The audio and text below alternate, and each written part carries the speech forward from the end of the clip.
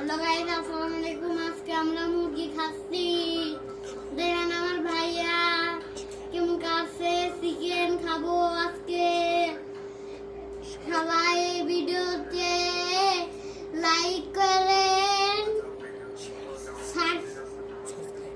Subscribe করেন। আমরা খাচ্ছি, অনেক স্বাদ।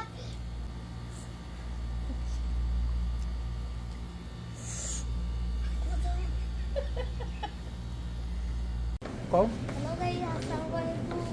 আজকে আরেকটা খাইছিলাম, পেট ভরে নাই, তাইতে আরেকটা কিনতে আইছি। আন্ডাই সবাই আমার সাথেই থাকবেন, ভিডিওটাও দেখবেন।